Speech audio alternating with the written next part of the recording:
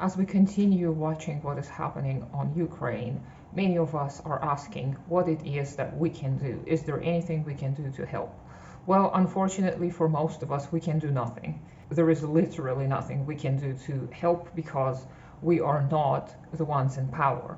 And this is where the question of why aren't we in power comes into play.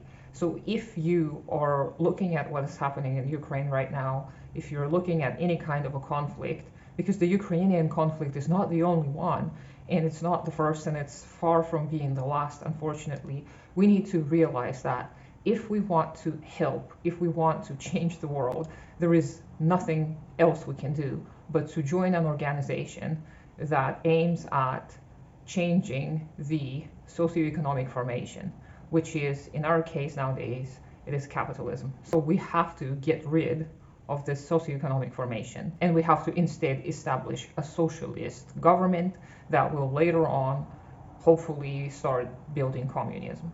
And there are many, many, many theoretical works, and now we have a lot of the experience from the past, from the USSR and from China and from other places that try to build socialism. And we have to use this vast body of knowledge to begin doing something. We cannot just sit there and say, well, this is the right way, because there is no right way until we all start organizing and until we all begin looking at our socioeconomic circumstances together. We cannot solve this problem on our own. There is no great man that is great enough to decide all of this on their own. It's just not possible. So we have to form organizations and parties that will somehow get involved in the process of the decision making. I'm not proposing social democracy for obvious reasons because I'm a Marxist Leninist, but if there is nothing else that you can do at the moment, well, I mean, if you can join Social Democrats at the moment only, and that's all that's available in your country, well, what else can you do?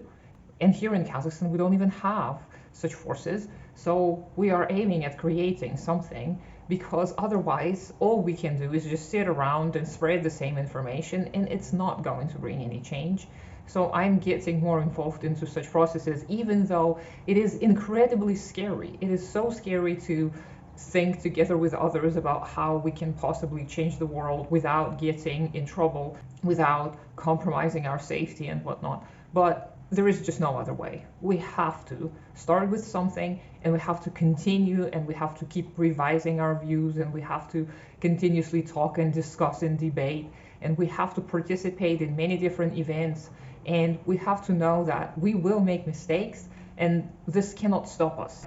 If we are not successful in one endeavor or another, we have to try something else. We have to discuss what went wrong and try a new way. We cannot succumb to this idea of being defeated. We have to press on.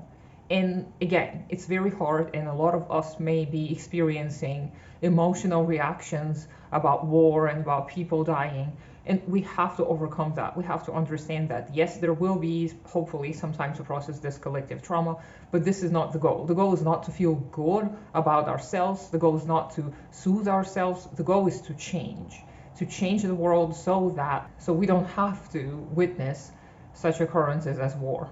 So this is something that I've been saying for a while, and I will say that again. Join an organization. You will not be able to do anything on your own.